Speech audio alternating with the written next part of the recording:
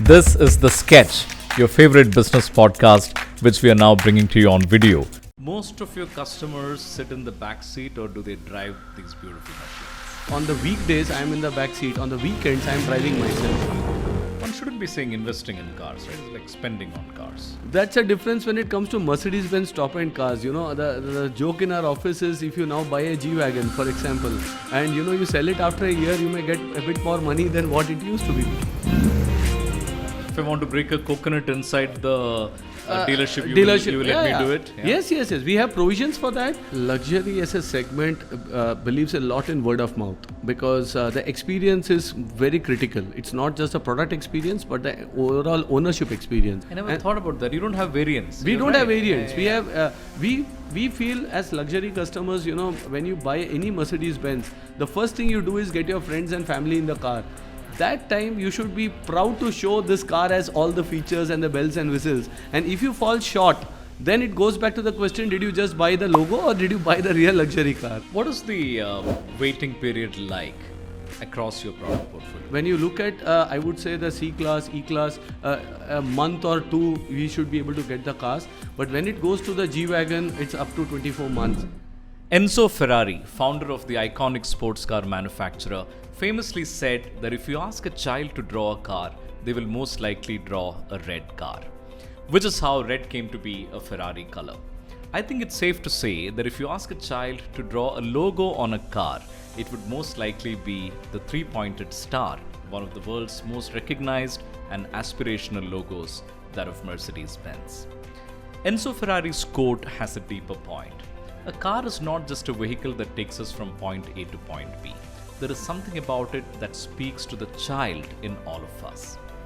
Universally, children are very excited about cars. They love joyrides, they love the sound and smell of cars, and they dream of driving fancy cars when they grow up.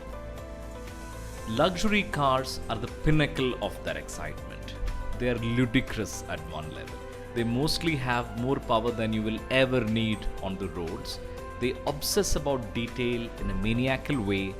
They're packed with safety features, technology, and comforts that most drivers or users might never even explore.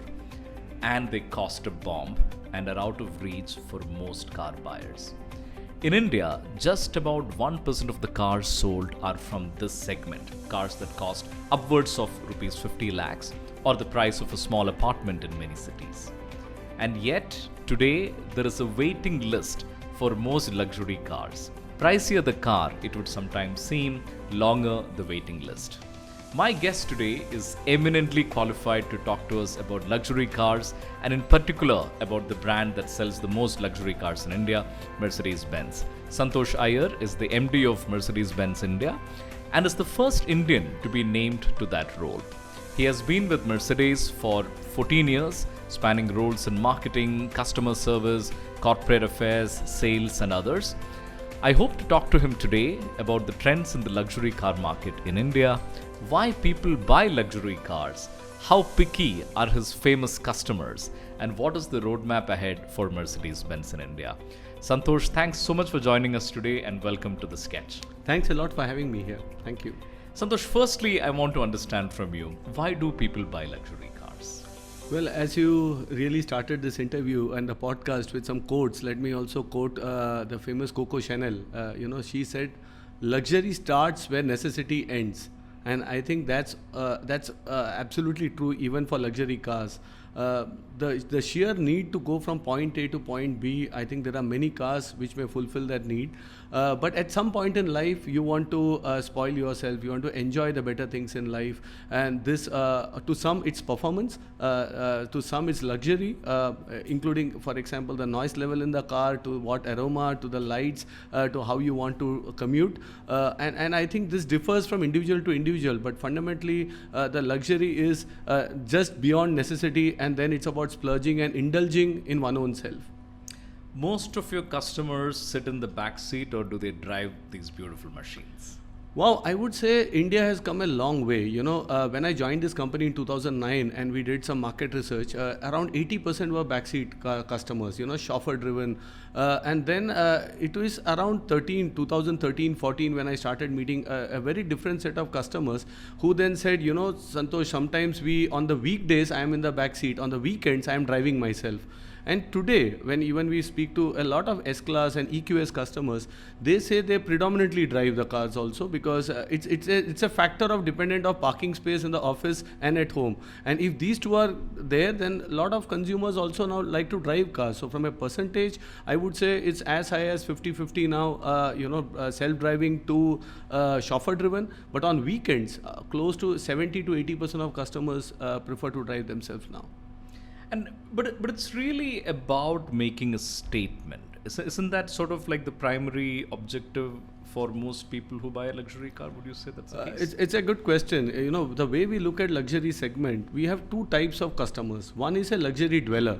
They are consuming luxury in every walk of life, in what they wear, what they consume, right from the place they live. And for them, this is another luxury good, and it is about consuming luxury as they consume many other things in their daily life. Then there are first time customers to the luxury segment. So they are not yet there. This is maybe the first purchase. Getting into the brand, they are also more brand conscious. They also want to, of course, communicate a certain status or a certain achievement in life, a certain success in life, and they use luxury cars for that purpose. So we have both, but predominantly, when you look at the top end segment of Mercedes-Benz, which is where there is a lot of demand, and also Maybach, AMG. They are mostly luxury dwellers. They have been there, they have been consuming luxury, and this is another luxury, I would say, product in their lifestyle. Since you used to head marketing for Merck, I want to ask you this. In a lot of other product segments, especially in luxury, there is a trap that the older and legacy luxury brands fall into, which is that young people feel that this is a brand that's used by their parents and their grandparents and their uncles, and they don't want to. They try to make a statement and they move away from it.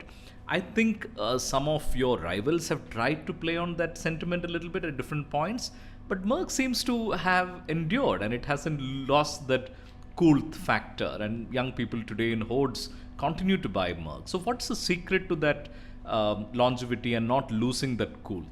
So firstly, it comes from the product. The design appeals to a cross section. We are not polarized, only the young or maybe a bit more older customers. Second, I would say is also today, if you see, as you said, these cars are also bought to reflect certain statements.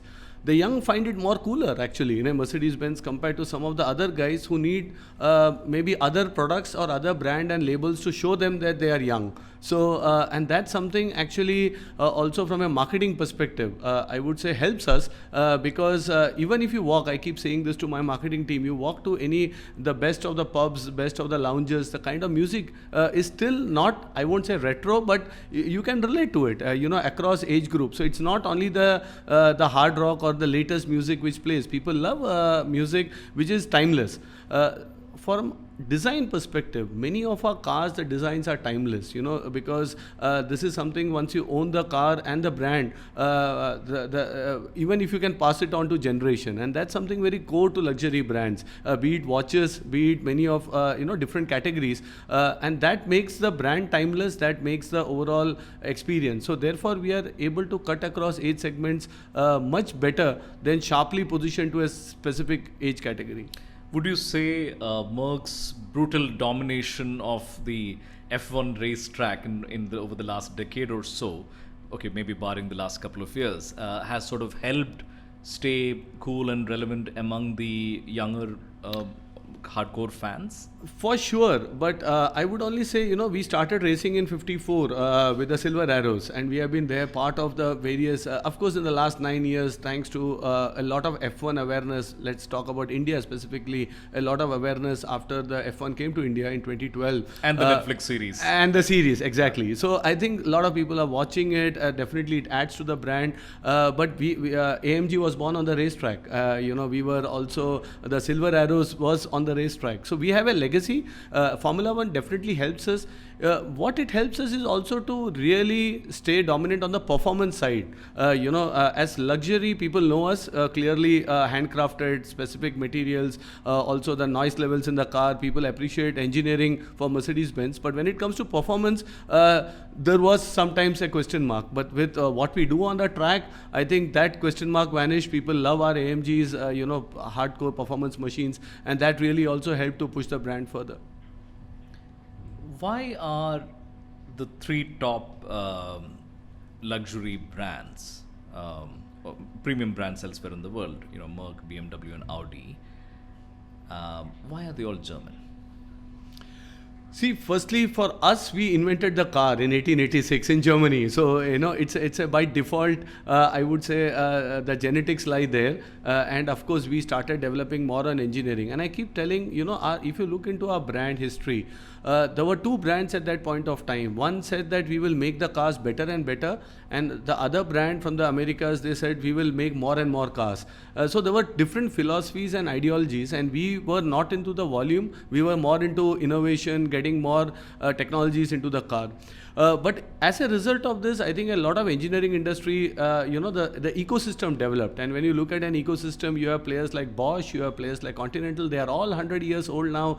They have been there. And this also helped another, I would say, peer groups to also come up with their own products, brands, innovation. And I think all of them have done a great job actually at different periods of time coming up with fantastic cars, and over a period of time it became a German auto industry as such, and I think rest is history. But all of that is true, Santosh, but to me it's still amazing because it's not as if the Americans haven't made cars for very long. It's not as if the Japanese haven't been making cars for very long. I mean, the Koreans for a while now they've been. I mean, all of them do have pretty entrenched car making industry and industries, and yet somehow these three brands from Germany around the world, they occupy a segment of the market that has enviable pricing, continues to occupy that premium space in the customer's mind universally. I mean, after decades and decades of this competition, it is quite amazing, isn't it, that kind of leadership has endured? It's a very good observation, because for me personally, I would also say it's a cultural topic. They are absolutely passionate about eye for detail. When you visit Germany, you look at the pavements, you look at the roads. It's like somebody has taken a scale and they have tried to draw the road, or the finish, everything is perfect. And this comes from the education system. This comes from the cultural orientation, I would say, of many, and they believe in perfection. Sometimes when I work with my colleagues, I say, "Come on, let's get it done," or why can't we launch it a bit earlier? And they say, "No, we will only do it once it's perfect." So I think there's no compromise attitude, a very strong education system, an eye for perfection and detail. That's what makes the country also, if you look at Germany, very different compared to many other developing nations and markets. If you go there, I think they are absolutely, it's picture perfect sometimes. When you travel in Germany, it's all postcard. No, that's true. But, let's take, for example, Italy, which indeed makes amazing cars, right? They have Ferrari, they have Lamborghini, they have hypercars like Pagani. Yeah. So, they really do make the pinnacle of motoring at one level. Yet somehow, when it comes to the premium segment, the German domination continues and endures. Yeah, so the Germans for sure have been able to get not only the cars but also the scale, in terms of engineering, manufacturing, all put together as such. So therefore, on one side, of course, Italians are good, great cars, emotional cars as well, but that's more niche. As such, and to scale it up, you also need engineering and manufacturing and production, apart from sales, distribution, kind of a setup. So you need a lot of corporate discipline. Yes, over and consistent over many years, because all the brands have been present for many years now. Yes. And there is also something about marketing luxury brands that are a little different from marketing other brands, right? Even I was chatting with a top executive at Lamborghini, and I remember him saying that in our company, advertising is sin. and we just don't advertise, and it's all word of mouth and reputation and all of that. What are the tenets of, they say that you follow at Benz, at Mercedes-Benz, about marketing and advertising? Luxury as a segment believes a lot in word of mouth, because the experience is very critical. It's not just a product experience, but the overall ownership experience. And therefore, our entire focus is on how do we curate and continue on a consistent basis that customer experience.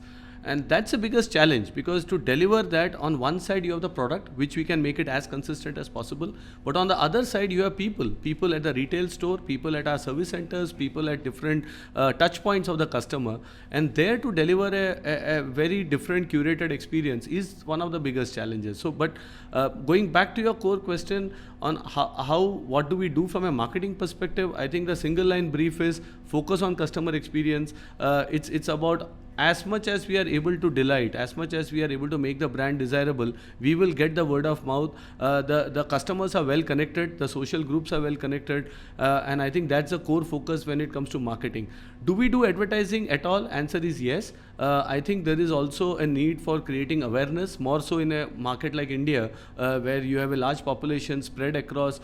Sales don't come from one geography, it comes from across, and therefore we have to a bit do advertising for sure and to market, but the majority of our marketing spends, the majority of focus and time is spent on customer experiences.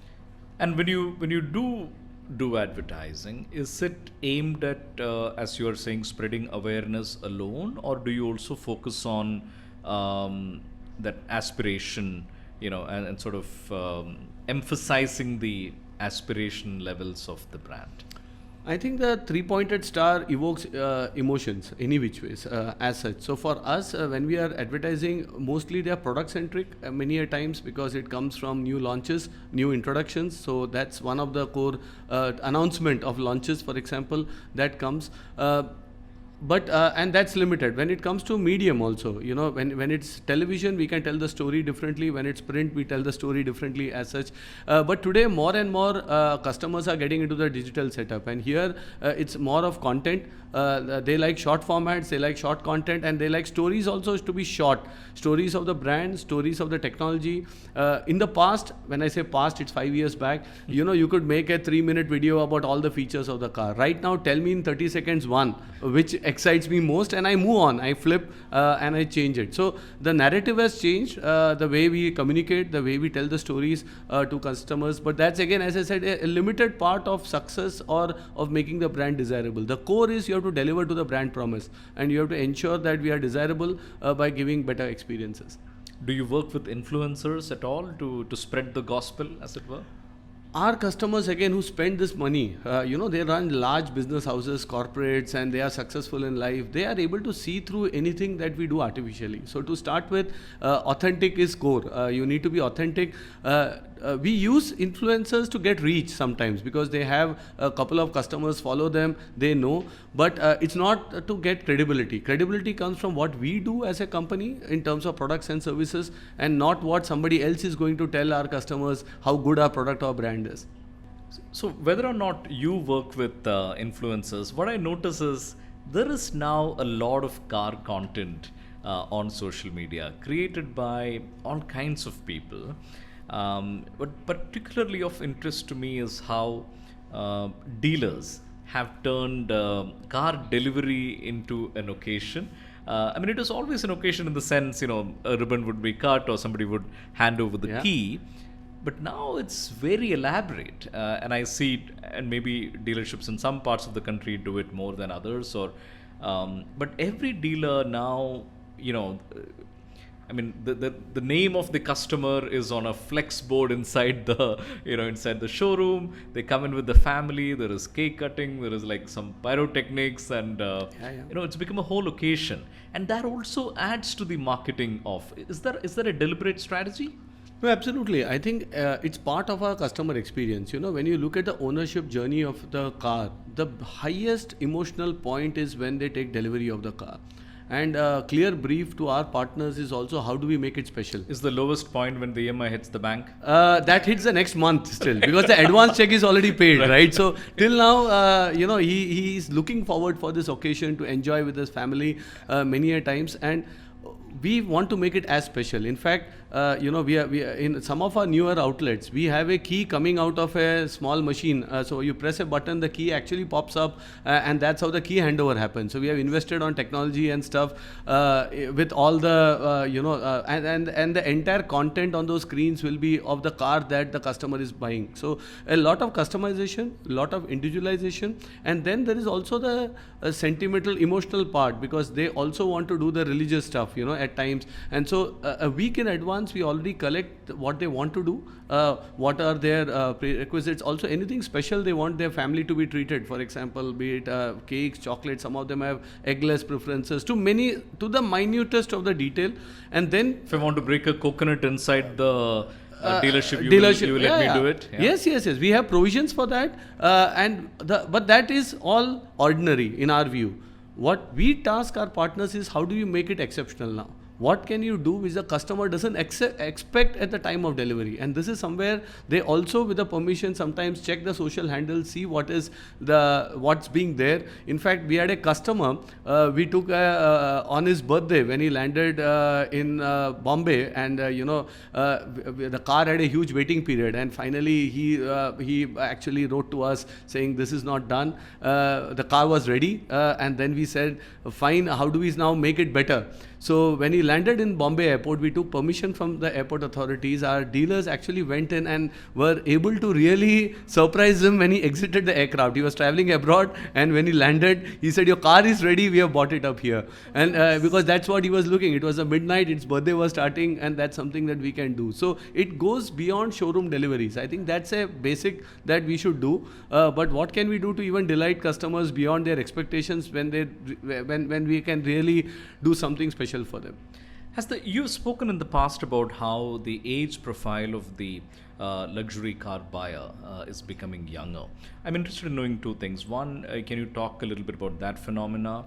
Number two, are you seeing more women buyers walking into Merc dealerships? No, the first one about the overall age getting younger is also the factor of demographics to some extent. Also, a lot of youngsters today, their need states are different. They want to start consuming and indulging. They are spending on brands, and that's seen from when you visit some of the coffee shops like Starbucks, where the coffee, you can see people sitting and spending money.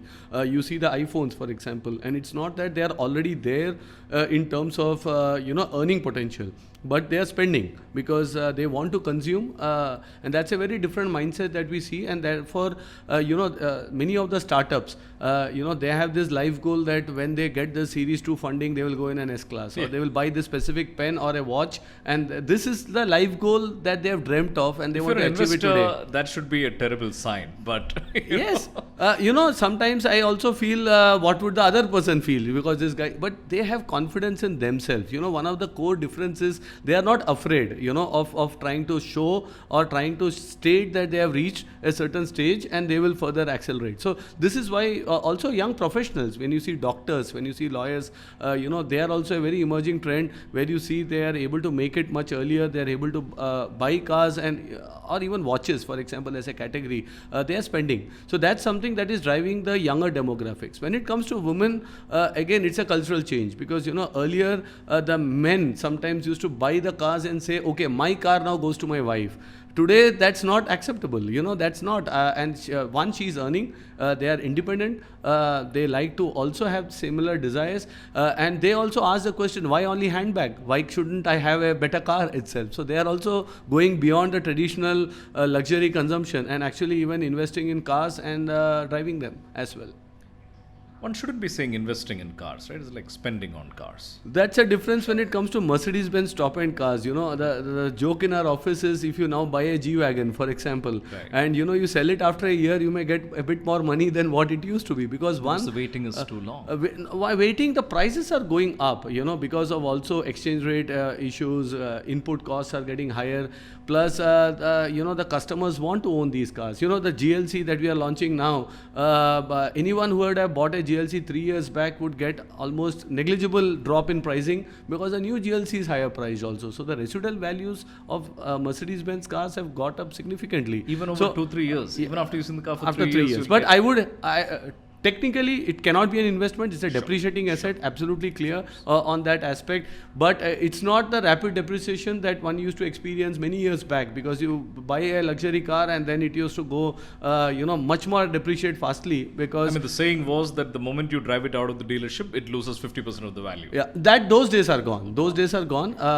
It definitely loses value because it's a registered asset and definitely somebody else when buying. But if you use it for 3 years, you still get a decent price, and a 30% depreciation over 3 years time is not bad, because you have consumed and used the asset. You have claimed tax advantages on these cars. So I think it's still a great, I would say, decision to enjoy life as such much early. And therefore we can see a lot of consumers buying it on EMIs, buying it on, taking that step and investing in luxury cars. Again, I say investing, it's investing from a personal standpoint, not from a financial standpoint.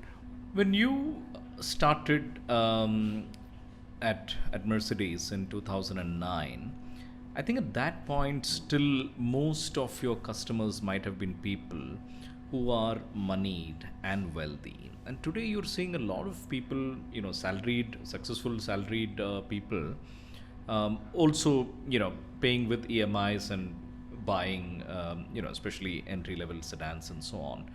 Have you seen a groundswell of that phenomena in the last decade or so, of professionals buying luxury cars? Well, if you look at Mercedes-Benz, I can say that our entire portfolio is divided into 3 segments. We have the entry-level luxury, which starts from 45 lakhs to around 60. What models?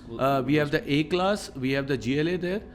Then we have the core luxury segment, 60 lakhs to a crore. So that's with the beginning with C-class. That's beginning with C-class. So on the sedans, we have the C and the E. On the SUVs, we have the GLC, we have the GLE and the GLB and the EQB also. So we have a large portfolio on the core luxury, and then we have the top-end luxury, which is cars all above a crore of rupees. The S-Class, Maybachs, AMGs, GLS, all of them, it's actually starts from 1.5 crores. Where the GLS on road is 1.5 plus. And that's so now if I have to give you a percentage and then there is AMG. And AMG, all of them fall in the 1.5 crore plus segment, you can say. Right. So if you look at our composition of volumes, 25% of our sales comes from the top end, 60% comes from the core, and only 15% comes from the below. So that's Mercedes-Benz. But if you take the overall segment in India on these cars, there is a much higher contribution which comes from the entry level, so-called, and of course the top end is much lower for different brands. So for us, we enjoy a very different patronage of our clients and the customers. The brands enjoy a very different positioning in the market, and therefore, to answer your question, our growth is not coming from growing the entry level segment. The growth is there itself, but still a lot of growth comes from the top end and from the core luxury segment that we are seeing here. I think there is also a maturity among customers because they want loaded cars across segments. So even when I say an A-class or a GLA, in the past, you always used to have an entry-level car and then a spec'd-up variant, a top-end variant and an entry-level variant. We have stopped all that business. We have only one car which is fully loaded, be it an A-class, be it a GLA. We may offer 2 fuel types, petrol and diesel, but we won't offer a entry and then a mid and an A high. I never thought about that. You don't have variants. We don't have variants. We have we feel as luxury customers, when you buy any Mercedes-Benz, the first thing you do is get your friends and family in the car. That time you should be proud to show this car has all the features and the bells and whistles. And if you fall short, then it goes back to the question, did you just buy the logo or did you buy the real luxury car? And we want our customers to buy the real luxury car which has all the features, all the equipment. So it's a fundamentally different strategy from what many of the peer group may be doing in the market. Does it restrict our growth potential? Maybe yes, in the entry level, because a lot of customers say, why can't you bring cars at lower pricing? But then it's fine. You can own the car, but not the entire experience. And therefore, we rather stay with premium pricing, premium cars, fully loaded variants, and that also helps in the residual value. So these customers, when they go to the market at the end of 3 years, they get better pricing because the cars are very good cars. They are well spec'd. They have the warranty with them. For example, on A-class and on on GLA, particularly these two cars, we give an 8-year engine warranty, unlike 3 years. So this is one of the biggest fear of a customer getting into luxury. What happens to maintenance, what happens to my car. So we look at segments and we look at product packaging based on the segments and not one size fits all kind of a strategy. But the point about variance is that's true for your competitors as well, right? I mean, I think Audi and BMW also don't have variants for most of their models. I won't comment. I would expect the listeners to do their own research as such. Right. But all of them have different strategies at different points of time. Some have it, some have withdrawn, some have reintroduced, also on different price points and different stuff. But I think that's a strategy which is not bad. It's also, India is a growing market. I am very happy that there is space for all, and right now the overall market is growing, which is a good sign, because everybody has a niche, everybody has a segment to play. I am only commenting on our strategy is more focused on much more holistic, also a lot of focus on the top end segment. Since you mentioned startups, are startup founders and people who got rich with ESOPs and so on, with successful exits and liquidity events as they call it, have they become an important segment for luxury cars? Yes, I think, as I said, the growth is coming from many of these guys who have got the money. Some of them have also, many of the young guys have also studied abroad and they have come back. So they were in US or in say London. Many of them went to study. They have used cars. When they have come back, now they want to continue the same experience that they had with those cars when they were in the other parts of the world. So that's again another big segment apart from the startups and others, because they are luxury dwellers. They are rich. They have family businesses, and now they come back and they want to continue to experience similar levels of comfort. I'm reminded of a conversation I recently had when I was asking somebody about ex-founder, and I said, how is he well to do, and he said, हाँ ठीक है, वो second hand AMG चलाता है, but I mean, it's amusing how car ownership is used as a peg of somebody's wealth or status in life. So I think this gentleman was sort of telegraphing that, okay, he's not that successful, because if that were the case, he would have a new AMG. Second-hand AMG chalata hai. I found that. But he may also be financially prudent, because I know a couple of guys who also think, why to buy the brand new car? Why not we buy a demo car or a slightly used car? Because the first 20% anyway goes out, right? The moment the first ownership happens. Not only for luxury cars, even for mass market. It is and there are very rational buyers who are financially a bit more savvier. They feel fine. I don't mind if I don't get the smell of a new car, because when you get into a new car, the smell of the leather, the smell of interiors is different. They are ready to compromise, but they get a car at 15% cheaper, because that must be a 3,000 kilometer driven car or a smaller driven car, and still. So it's about different consumer behavior and different states, and there is cars available for as I said, the used car market is equally hot. You don't get today cars in used cars. The biggest challenge there is how do we procure a car from the current customer to cater to the used car demand. So and there are customers across the portfolio, across segments. And you have a used car. We have a certified used car division. The challenge is to get the inventory there, because we have customers waiting. They say, I am fine with a 1-year-old, say a C-Class, or maybe a demo car, or maybe a 3-year-old car at this price point. And whenever a car comes, let me know. And then, the issue is, and there again, it's about, one is the current customer wanting to give it out. And then the current customer says, when am I getting my new car? Because the new car has a waiting list. So he doesn't or she doesn't want to give the car till the time he or she gets a new car to them. So there is a demand-supply mismatch even in the used car segment right now. What is the waiting period like across your product portfolio now? Well, we have been quite successful to ramp up production a lot. I think we have, and that's because of two counts. One, the global semiconductor supply chain crisis has come to, I would say, to a large extent in control. And second, we have a lot more confidence in the market. So we have been able to get much more kits to produce, much more parts to produce. So when you look at, I would say, the C-Class, E-Class, a month or two, we should be able to get the cars. But when it goes to the G-Wagon, it's up to 24 months. So, that's the kind and spread that we have. Every month we give out, indicative waiting periods to our partners. The good part is if you go online, you can find all cars. We are the only brand which is fully transparent on stock.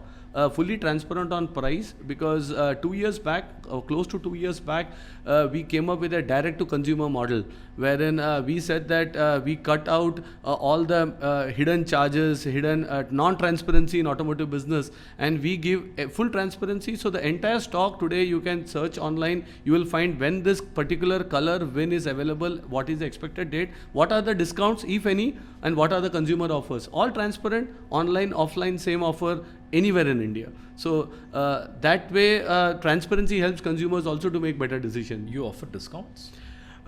Some car lines, it's not discount, but we have a financial services arm which is called Mercedes-Benz Financial. They offer a product called Agility. You know, this is a product where many consumers don't need to pay up the full price of the car in EMIs.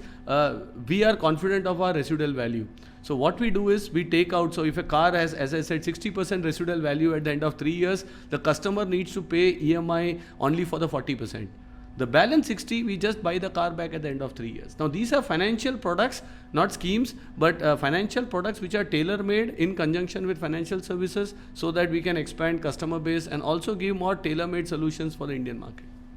Fascinating. Now, let's take a product like the G-Wagon, which is favored by a lot of celebrities across the country. Now, India being India, I'm sure when they call a dealership or walk into a dealership and find out that there's a 2-year waiting period, surely they must be like, who heads Merc in India? Let's call this person. Do you get a lot of such calls? A saying, lot. Sir, I want next week I want a G-Wagon. A lot. And also to Janta nahi main kaun hu. all will be there, and we get this. But we have, again, both categories. Some of them are a bit arrogant considering the stature where they come from. Some of them really understand the issue and they appreciate it. So now we are also thinking of prioritization. So we now, for new launches, we prioritize Mercedes-Benz customers clearly. If you own a Mercedes-Benz, you are on top of the priority list, because the biggest challenge is to explain to our own customers. You know, they tell me, my father owned it, I am owning it, my son is owning it, 3 generations, 6 cars, they send pictures, they are not even sold, and then why are you not giving me the car? And that's something very difficult to explain. So our clear strategy is not only for the G, but for many car lines, prioritization. If it's a Mercedes customer, should get the first priority when it comes to deliveries and allocations. I'm really amused by this G-Wagon situation. Here you are trying to sell a product that's on road, what, 2 crore and upwards? No, on road will be around 4 crores. The 3.2 crores is the ex-showroom price, and then it goes up to 4 crores. So here you are trying to sell a product that's close to 4 crore on road, and my heart goes out to you that the problem is not that you can't sell enough models, but it is that people are banging down your doors to get delivery.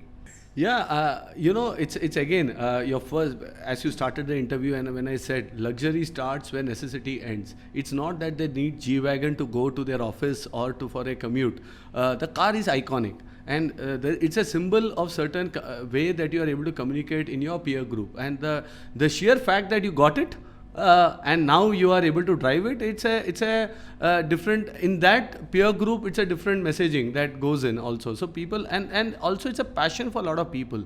Frankly, as you said, as kids, you start dreaming of cars. As youngsters, a lot of them dream about a G-Wagon also, saying that one day I will get the G-Wagon, it's more of a Beverly Hills car. I would say it's not for the 63 performance or the 500 engine, but it's the lifestyle statement, and you want to accessorize yourself with this car. So it's fully understandable, not only in India, the reason is globally as well. You know, there is demand for this car is insane, and it's still produced in the same plant in Austria, Graz in Austria, where there is a limited production and a lot of things are still handcrafted on the car, so you cannot scale up like a robotic production system, and therefore the demand always continues to exceed supplies. So when you have at the group level, when you have your annual country manager conference or whatever, do you keep telling the management there is too much demand for X model, Y model, can you make more G-Wagons? Those kind of discussions happen, and is that how they assess? No, that's a continuous process. Already production capacities, are planned in advance for the next 2-3 years time. So we always give a bottom-up forecast, and some of them, though we give higher forecast, but some of them it's just not possible for them to also, produce more cars. Also as an industry, we are facing this transformation. We have to remember we are transforming from combustion engines to electric, and that also means investments are limited on combustion engines. A lot of investments are going into electric, and therefore we have limitations when we have to scale up particular model lines, car models, etc.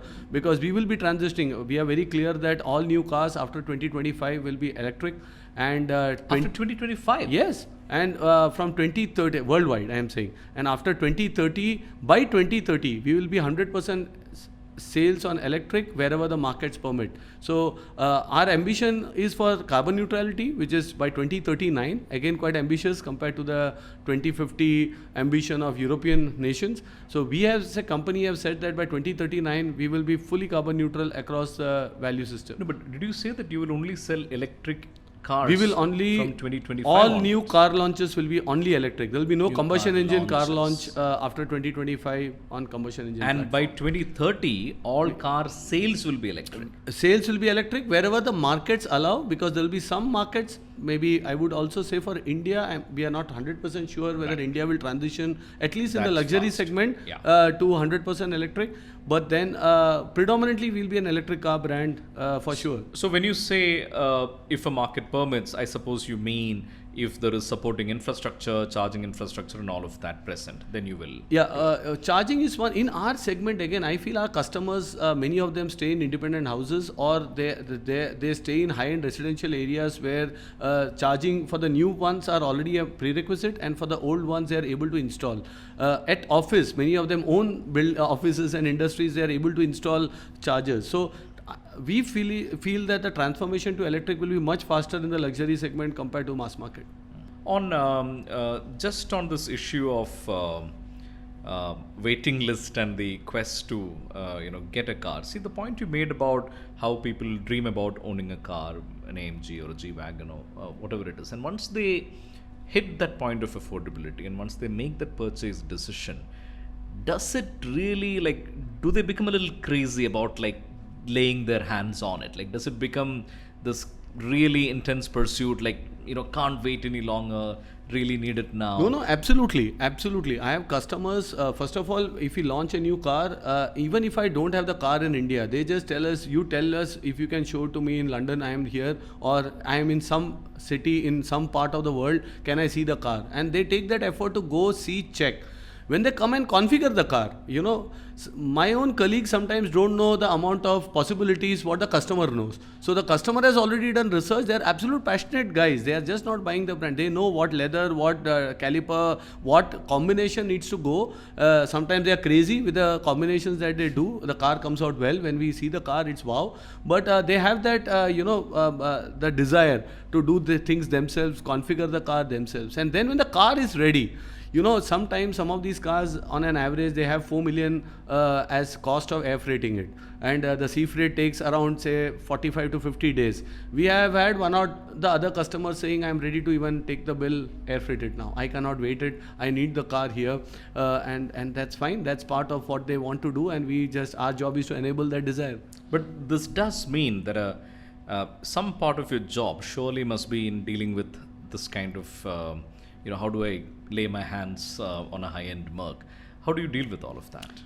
I think a large part of my job is about customer interactions, and I feel happy because end of the day, in my LinkedIn, I get customers sometimes talking to me, or they write to me by emails and stuff, or somehow somebody catches. I don't fear, even today, once I became a CEO, the question was, will you remove your mobile number from your business card? And I said, no. If I, heading the company, are not accessible, then it doesn't work. Of course, we have a team who takes care of customers. I can delegate, but I think it's a basic expectation of a lot of customers who spend this money to also see that they are heard. Sometimes customer experiences are always not positive. Let me be candid. There are a lot of, car is an engineered product. It can have software issues. It can have some service quality issues. Sometimes it doesn't perform to the expectations of the customer. This is shocking. The MD of Merck admitting on camera that there can sometimes be issues in a car.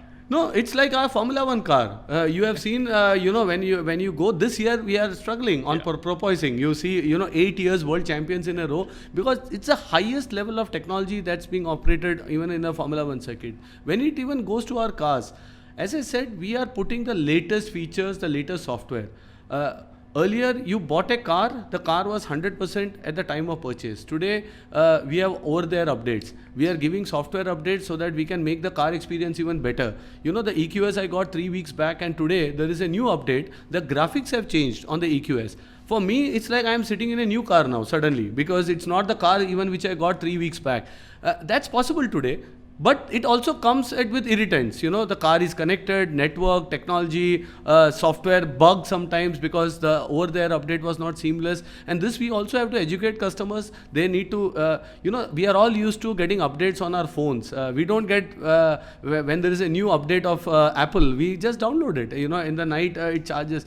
But that's not yet tuned to cars and softwares. So we are moving into an era where cars are increasingly software driven. And again, coming back to the question, how accessible are to customers and is this part of the job? I think absolutely yes. In our company, I think everybody is a very clear mandate that we need to speak. Everyone can speak to a customer, should speak, and we try to resolve if there is a challenge. Of course, it's on and off. It's not an everyday occurrence, but if it comes, we are all fully committed to resolve it. When one hear you speak about waiting periods and a lot of demand and the quest to get your hands on a Merc car, one might think that this is an exceedingly successful business. But the truth of the luxury car business in India has been that it has been a bit underwhelming, isn't it? Like when you started, say in 2009, I think the forecast used to be that by 2020 there would be an annual sales of 100,000 luxury cars a year. We are still at about 40 odd thousand, of which Merc still, is the market leader, sells about 15 odd thousand cars, but still an underwhelming story, is it not? And what do you expect to change? I think we are in India for 28 years and we term it, we have a favorite term internally calling strategic patience. We need to be, we believed in the market, we continue to believe in the market. Right. And in 2009, we used to do around 3,000 cars. We are going up to 17, 18,000, last year 16,000 odd cars. So it's been a growth story for sure. We had 2 years of pandemic prior to this. So if you take that out, there is a bit of double-digit growth kind of a corridor. Could it have been more? The answer is yes. But we also have to see, the overall, there are two aspects. One, the cars are priced considering not only luxury cars. I would say overall cars, there is one GST component and then there is a road tax component. The road tax in India also in many states are in the region of 15 to 20%. On top, you have the 48% odd GST. So if you see a 70 odd % taxation on a car, which is there, which is also when you now come from policymakers side, you feel they are also justified. Direct tax collection is very low in India. Indirect tax they need to mop up so that they can do something. If you want to get the roads to be built, if you want the sanitation to come up, you have to collect taxes. And then this becomes of course a soft target because, and still a large part of India is on public transport. Which should be also the ideal way for a large population like India as such, and therefore the growth is limited in that sense. But what we are seeing in the last 12 to 18 months is a much more change on the cultural side. There was a much more inclination to not spend on luxury goods, which is not the case. Right now, thanks to GST, thanks to many of the, I would say, I won't call it only reforms, but also changes done, that the transparency on the books are great.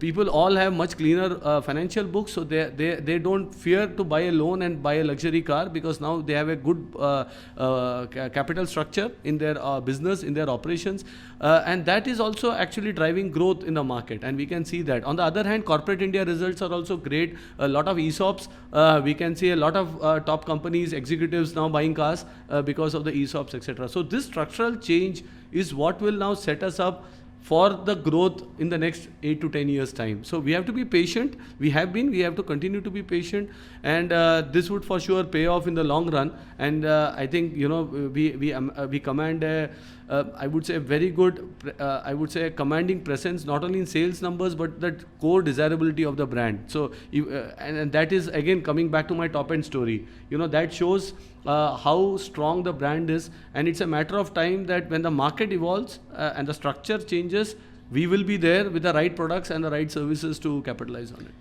Give us some international comparisons. Now, I know that compared with the 1% market share that luxury cars enjoy in India, in the US, say that number is about 10% of the market. How does it, give us some international perspective? What does that figure like in different markets? And how many cars do you sell a year, say, in China? See, China is basically around 800,000 car market for Mercedes-Benz alone, I would say, in terms of number of cars that they sell. The US is close to, if I'm not wrong, 300,000 cars or there as such. Sorry, Merck sells 800,000 cars in China in a year. Yes. Compared with 15,000 cars in India. Yes. And as I said, the structure of the market is totally different.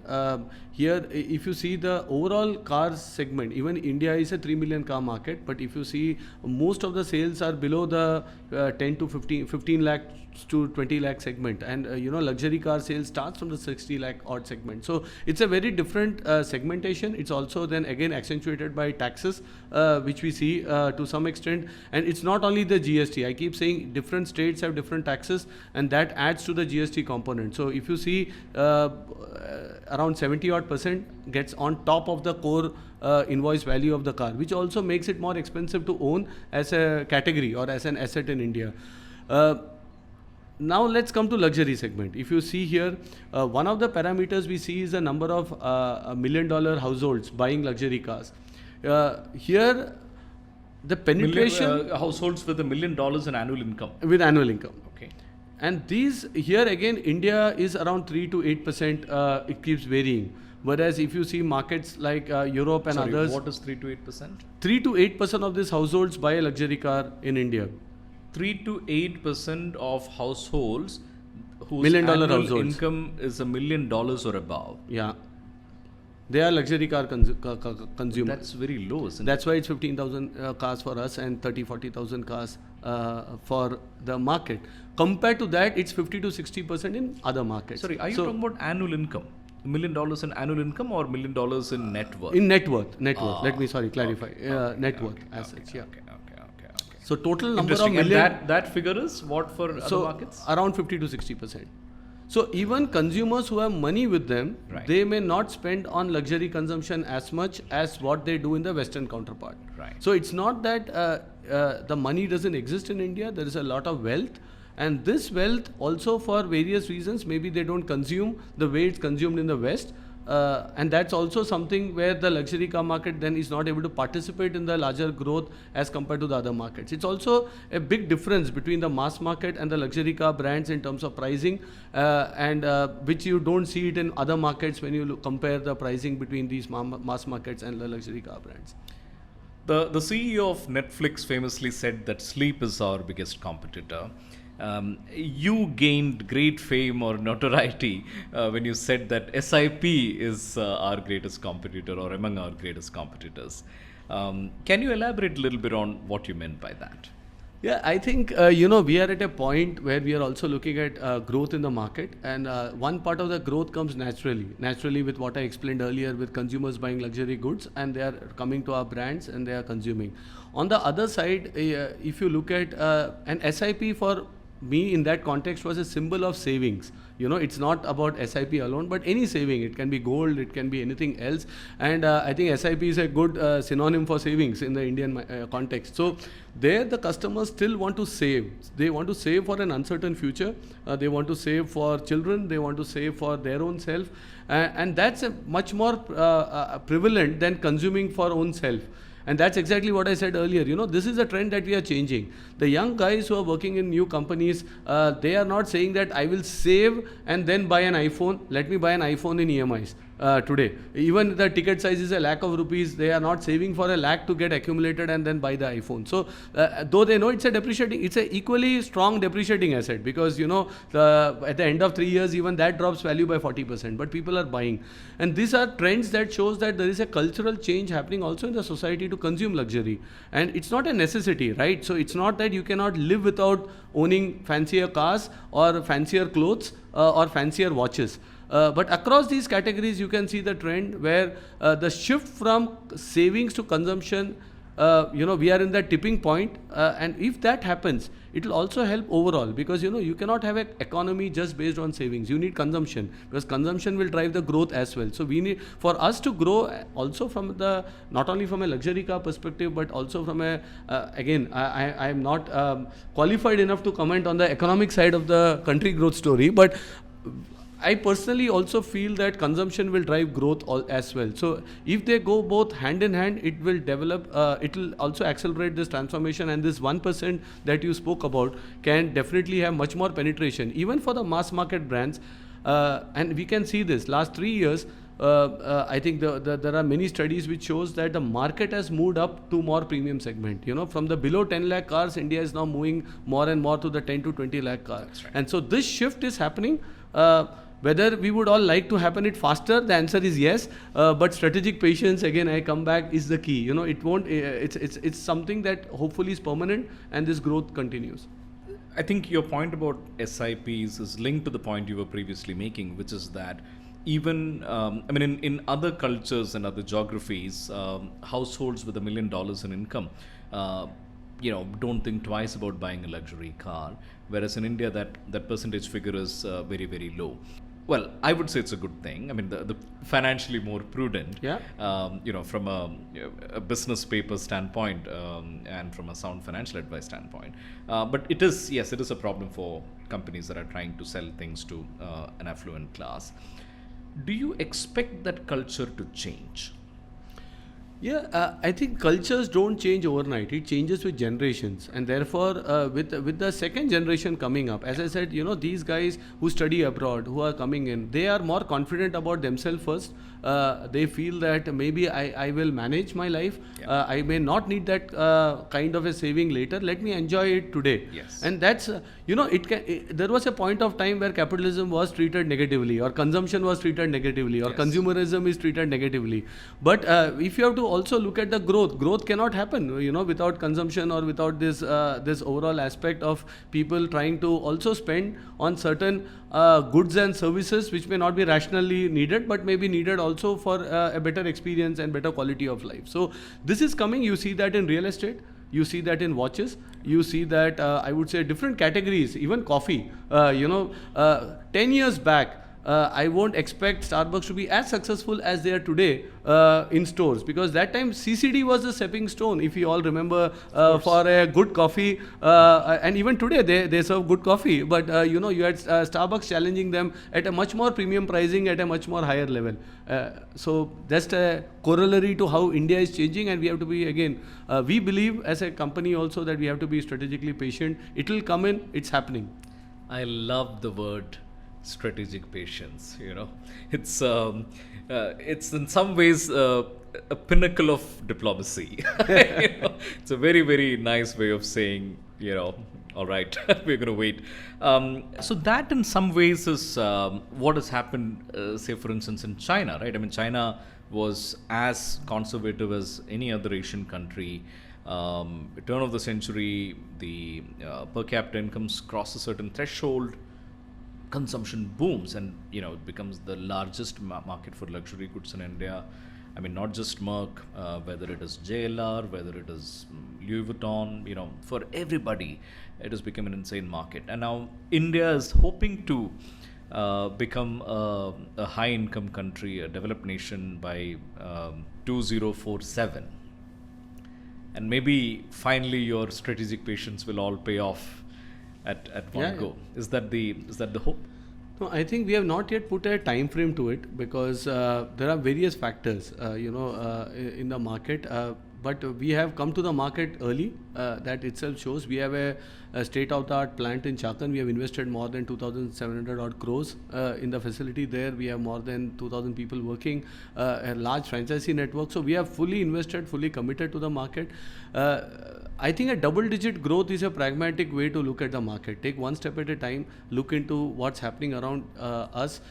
we may have to course correct because it's also no longer economies are insulated. So to say that India will be insulated from what's happening in the globally also may be a fallacy. And many of our customers also have businesses not only in India but spanning on a global scale. So if there are shocks in other parts of the world, of course, India would also get some aftershocks, I would say, and therefore a calibrated double-digit growth over a set of years will take us to much higher volumes and much higher, I would say, potential of the market to be fully exploited. But in general, you see, a 4 million car market is there, so there are 4 million cars being sold. How the maturity comes up in a market when people start, upgrading and going into the larger segments and bigger segments, I think that's a matter of time.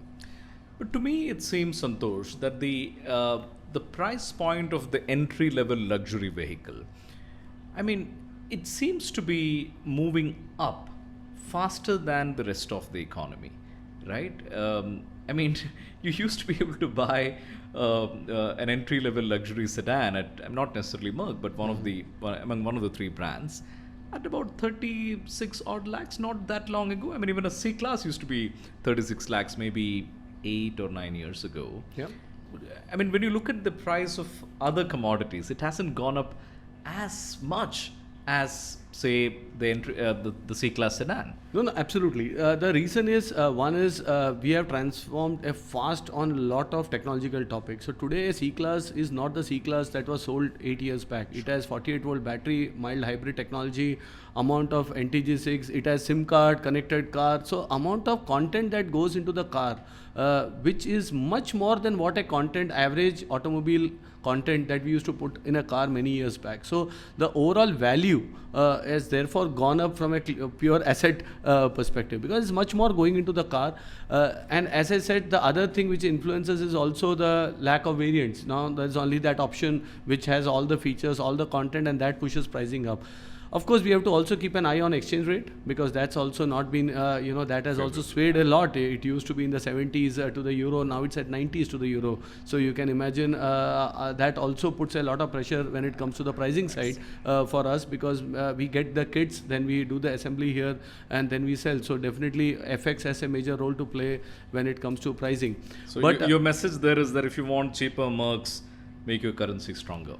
Cheaper and Mercs don't go with each other. So that's something I would like to clarify clearly. I would say that I think we are doing everything. Today the consumer finds value even the current pricing, and that's the reason why we are able to sell so many cars in this market for sure. But when you are talking about luxury, price is surely a very important aspect.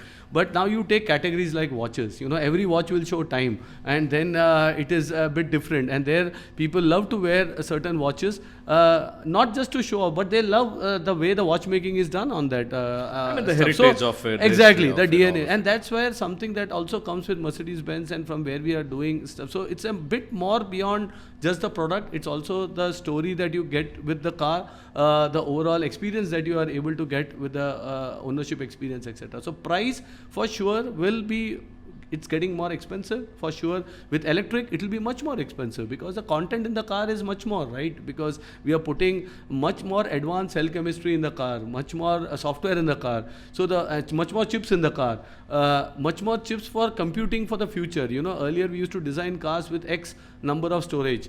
Today we will have to make cars which will have X storage plus X delta for future software, because you already have to design cars in that fashion. So when you give more content, the price is for sure going to go up. So price, but at the same time, it's about value. Does a customer sees value in that? Will they continue to consume luxury? And that we have seen not only for automotive but even for non-automotive segment, bags, watches, that consumption continues even when the economy is not on the best of the shape. Tell me about the geographic footprint of your customer catchment. Are more and more rural customers buying Mercs? Not really. I would say still predominantly our sales comes from tier 1 markets, which is the top 7 metros that we can contribute. They are the core drivers. The tier 2 will be close to, and 2 and 3 will contribute around 20% of sales. But this tier 2 and tier 3, their growth percentage may look higher because their base is small. You sell 3 cars and you say do 6 cars, you are saying 100% growth. But the percentage may be misleading to some extent. But still, I think the tier 1, tier 2 has a much more maturity. Tier 1 markets have much more maturity. Penetration of cars. Actually, if you take tier 1 markets, India's luxury car penetration is already at 2.5%. It's not 1%. The 1% comes when you aggregate the total rural markets and all the tier 2, tier 3 markets, which is put together. I see. Have you been surprised are there any interesting pockets of growth or love for Merc? Like say in our home state of Kerala, or a few years ago it used to be said that Aurangabad has crazy Merc sales. Are there any interesting pockets? So, for sure, my home state also Kerala, it's more fondly called as Benz than Merc. Yes. Benz car. Benz car. So, and that continues, a lot of customers, they work in Middle East also. Sometimes when they shift back to Kerala, they want the car at the airport or at the residence to be delivered. So, those things continue. In terms of pockets. But they're not huge volume drivers. No, not really. Kerala is again 5-6% of our volumes comes from Kerala. So, it's not small. And that has remained steady. And it has remained steady. It's growing at the typical 10-12% growth rate. So Kerala also shows growth like many other markets.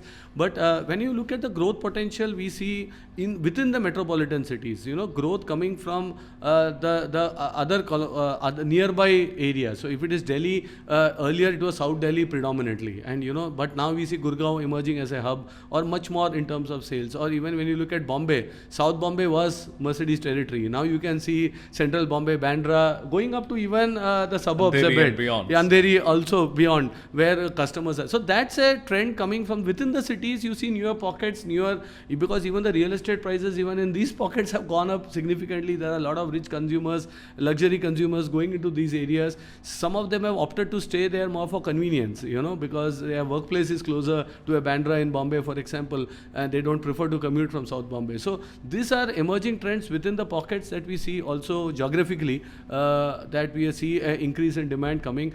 But tier 1 cities continue to be the engine of growth. If you need, as you said, you're targeting double-digit growth year after year. Given that the overall market for luxury cars is not growing at a rapid clip, then some of the growth necessarily has to come at the cost of your competitors. And while we see, and we have seen historically, some intense competition, including through advertising between Merc and Audi and BMW, etc. In India, it seems far more civilized. I mean, you would never hear a Merc executive or a BMW executive, talk down a competitor. Is it all that gentle, or is there sort of intense stuff behind the scenes? No, frankly, there is room for everyone. There is a lot of, as I keep saying, millionaires in India with money in their pocket. And so it's up to us as well as my peer group to see how we can get that money and grow profitably in the market. Profitability for us, profitability for our dealer network to take care of the consumers in the market. Having said that, worldwide as well as in India, we have exited the volume game. If you observe, our strategy is clearly, clear luxury strategy which goes and focuses on the top end. So it's not the total number of cars that we are measured on customer experience, we are measured. So our KPI itself from our head office is now different. So I should not call it rat race, but that race that, this is the market share and we need to be ahead. I think the narrative has changed. The clear focus is what is the customer experience level, what can you do, because these are customers who will buy our top end vehicles, and there is a clear focus on profitable growth than just chasing volumes and trying to see, because when you do that, that is when you start making those mistakes on the product design, mistakes on the customer experience. So we are consciously exited this overall race. It's by default we are number one. We are selling much more cars than some of our peer groups as such, because of what we do, the kind of products we are introducing, also the different outlook that we have and the desirability for the brand. So that's in a nutshell about our competitive spirit, but I still feel there is enough and more space for 3 or even more to survive in the market and grow profitably. It's for all of you to together convince the numerous millionaires of our country to shell out some money and buy some luxury cars. Yeah, as I said, cultural, we have a constraint. We cannot proactive, but we do our things. A lot of, I would say, awareness, a lot of, I would say, programs to get customers into the luxury segment is constantly on, and that is by experiences. You do different events, and all our peer group, I think they are working on similar direction. Will Merck ever make in India? We are making in India. We have a plant, as I said. We have around 2,000 odd people now working for us in India directly. Within, and we are producing 14 odd cars. Yes, you can say, Santosh, that's assembling. I am talking part by part production. That's an engineering topic. For us, we can do part by part. If there is a single model selling 100,000 cars, the philosophy is clear. We will start producing more cars which closer to the market always because of logistic cost and other things. So as the market grows, we will go localize more part by part production. But in today's time, we are well localized, more than... Do you have a metric of what percentage of localization have you achieved? So I can say the government thresholds for us to do retailing business, etc. is 30 odd %. We are much more than that, actually. I see. And do you have any targets that we're going to hit this much?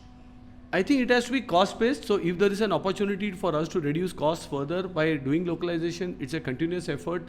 We not only localize for India, we are also sourcing parts from India for rest of the world. So we have a complete dedicated, a more than 50-member team in Pune now, which is being set up just to source parts from India to the world for Mercedes-Benz. Let me also say at this point, we measure the company on the sales. But let me also say, I have a sister company in Bangalore, that's headed by my colleague Manu Saleh there. He is leading a team of 10,000 engineers. They are doing cutting edge work for the world. We are proud to say that every Mercedes in the world has an India in it because there is some contribution coming out of Bangalore on the IT side, on the software side, on the engineering side, on the car. So our play in India is beyond just absolute sales. It's also a strong R&D setup. It's the second biggest R&D setup outside of Germany, okay. I would say, and that again shows the investments we have done in the Indian market beyond just sales of cars. Yes. When you were named MD, what was the one-line mandate for you from the headquarters? I think there is a lot of trust in terms of understanding the market. So for the headquarters, it's clear that try and see how we can look at the potential of this market. At the same point of time, what can we do to transform the global mandate of really focusing on top-end luxury I would say products and customer experiences. So what can we do in this transformation journey of a luxury brand in the market? Because each market is different. You also need to customize product offerings to communication to also the retail experience, and that's something that we are closely working on. So my clear mandate is again just to see we don't miss any potential of the market, at the same time focus on customer experience and get the transformation bit done. Let's talk about electric cars. I mean, Merck is one of the companies that have clearly locked onto this target that we are going electric. Now, by no means is it a settled consensus that this is the best path forward. Technologies are still emerging. Toyota, I mean, the Japanese, as we know, have always been a bit skeptical of electric, and they've always favored hybrid and so on.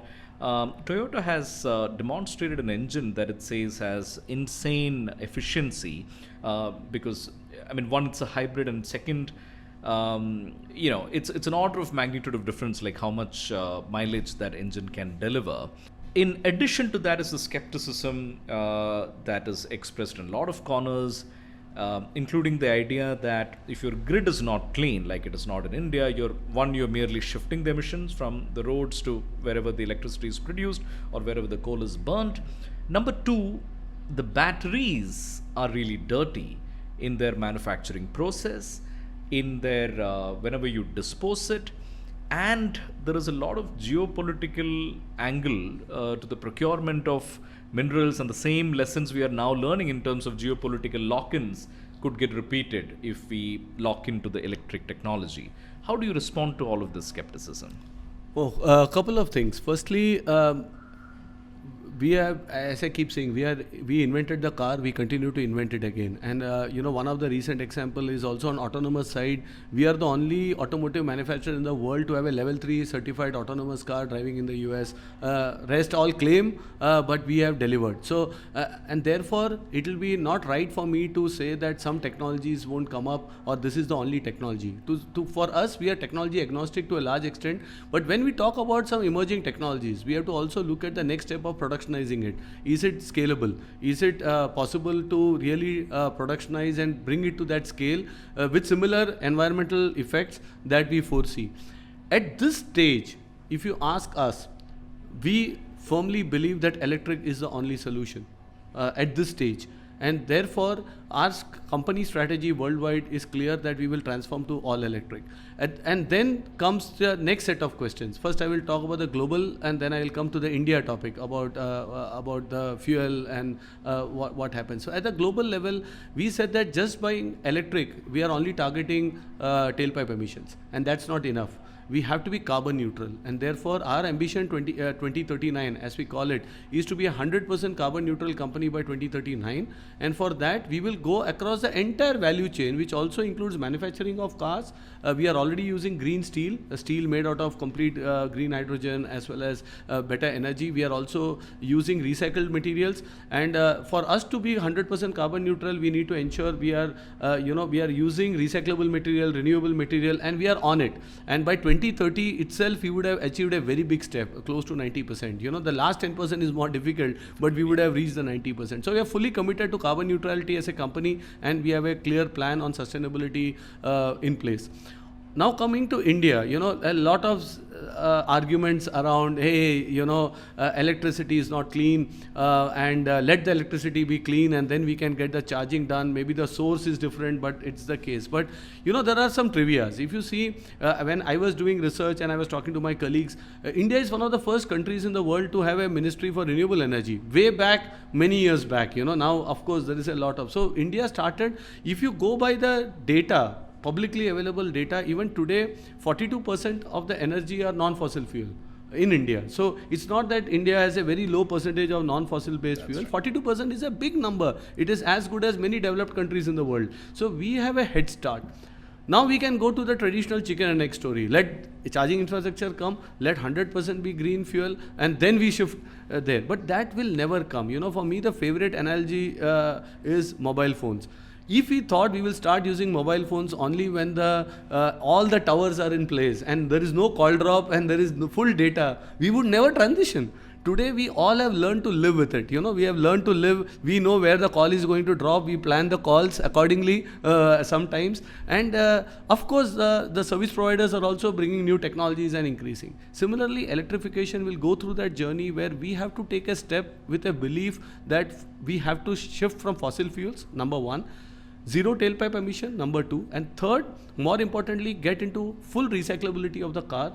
The government has introduced a lot of measures on, this EPR, Extended Producer Responsibility. There is a lot of initiatives currently happening, even in India, on some of these topics. So it's all going in the right direction, and therefore we feel India is no different. And as a responsible luxury OEM, I think we also say there is no luxury without sustainability. So we need to walk the talk. We are fully committed. We will transform, and we will push the boundaries even when it comes to India. Santosh, tell me a little bit about your favorite cars. Over the years, the cars that you have aspired to own, the cars that have dazzled you. Well, as I grew up, the first car that we had at home was, of course, a Premier Padmini, which my dad had bought, and I learned. And you grew up in Bombay. I grew up in Bombay, right. Yes. So you're a Malayali. You were born in Thrissur. Born in Thrissur, brought up in Bombay, yes, and in the suburbs of Bombay, Kandivali to be precise. And there, my dad got this second-hand Premier Padmini with a hand gear. That's how I learned driving to some extent. Immediately we shifted, and then this entire thing of I like to drive a lot, and then diesels for for cost reasons, because coming from a simple middle class background, how can you achieve driving around India, and also and that's where I got an ambassador. And that point of time you used to get Matador engines in Bombay, where you could shift put a diesel engine on a petrol car and convert it, and I used that car. I drove close to 60,000 odd kilometers and sold it for the same price that I did everything else. And you converted an ambassador to a diesel powertrain. Actually, it was possible, and it was allowed at that point of time to do that. And I drove. That was your second car. Second car, I drove up to Kerala. I used to drive with those maps from the Automotive Association of India. They used to give printed maps. Yeah. If you have to go to Kerala, turn right, turn left. This is the milestone you see. So I have even driven way back. I am now saying 26 odd years back, to be 25 odd years back, using all those tools, etc. But that's my formative years. Then, of course, I started following Formula One, and I grew up following Schumacher. So by default, it was Ferrari as my brand of choice, with Schumacher, the red Ferrari car. The red Ferrari car. So I could very well relate to when you opened this session as such. But yes, I have worked with many automotive brands, and now with Mercedes-Benz here, I say I love this job because I get to try not only the current cars but also the older generation cars and the newer ones. So 3 weeks back, I was in Stuttgart. I saw some cars going to come in the future, and it was wow. They let you drive some they let us drive. Some are still in the prototyping stage, so we are not able to drive. But you just see, you just feel so happy that. So you get to know about the technologies and features in those cars, but you're probably not allowed to talk about them. Obviously, yes. But the sheer joy that you get to see these cars is something that's unparalleled, I would say. But if you ask me my favorite car, I would still go for. I love sedans.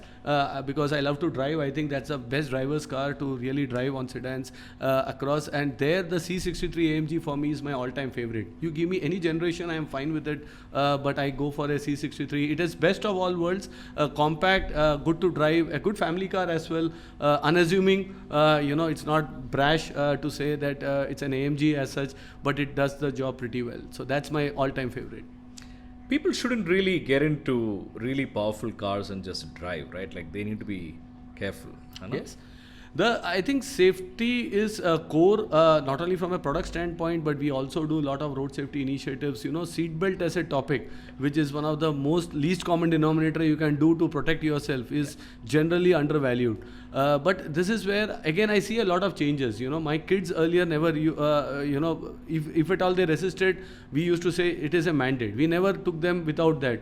Now it's a practice, so we don't need to even tell them. When they get into the car, they are belted. So and this we not only see in our kids, but we also see in many others. They are following this. So it's again a cultural transformation. You can see India now also this awareness coming up, and everything cannot be pushed legislatively. You cannot get a rule for everything. It's about awareness and change happening, and we see a lot happening also on the safety side.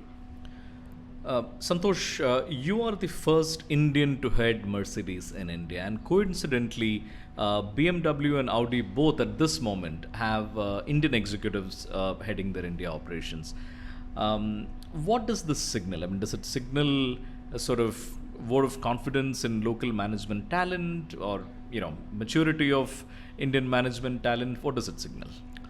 Well, there was a similar question asked to my predecessor Martin about Indian CEOs and what is the outlook as such. I think as Mercedes-Benz, we believe in talent and right talent globally as well. So it's not important the nationality, because diversity is a core value for Mercedes-Benz. Diversity when it comes to women, when it comes to nationalities, when it comes to different aspects of diversity. And here talent is a prerequisite to start with. I am fortunate enough that I could work in different functions. I personally was not expecting I would be in India. I thought I may go to some other market to head the market itself. But I think it was just that, yes, the company thought that knowing the local expertise maybe also is an added asset at a time where India is going through this transformation. So the timing of India's transformation along with, of course, my development, I think they both matched, and that's the reason I am here, and I'm proud to be here to be as such. But it's not again led by that you need only an Indian to run an Indian operations. I think if you have the right talent who understands the market, The strength of Mercedes-Benz India is the team here. I think we have a committed team. We have all my colleagues, I can claim, I have worked for the company for many years. So and the a good leader can take the best out of the team. So irrespective of nationalities, and the same may apply even if tomorrow me or my colleagues go to other markets. We have to work with our colleagues in different markets and adapt to those market and conditions. So we are a real multinational company trying to promote the best talent, and that's this is a natural outcome of that, is what I would tend to believe. Santosh, tell us a couple of core tenets of your leadership style, of your leadership principles. So for me, one of the core tenets is of my leadership, trust. And I have always deployed trust to start any professional relationship as well. I feel if you give trust, trust comes back, and that's the starting point in a professional. The second is for me a lot of participative leadership. I don't think all the knowledge rests with an individual. If you are able to get our teams, our colleagues, all get and participate in a common vision, I think the effects can be manifold. And the last is, I think we need to clearly be purpose driven, because the what's in it for me is $1 million question for every professional. And as long as we don't answer it for the individual, for the team, and for the organization, we won't be able to move forward. So it's very easy to come up with what we want to do, but this question definitely needs to be answered from a purpose statement, and that something drives the organization and also helps transformation in an accelerated way. Santosh, has been a delight speaking with you. Thank you for sharing all of these insights. Congratulations on your new job and our best wishes. Thanks a lot for having me. It was really a pleasure. Thank you. Thank you.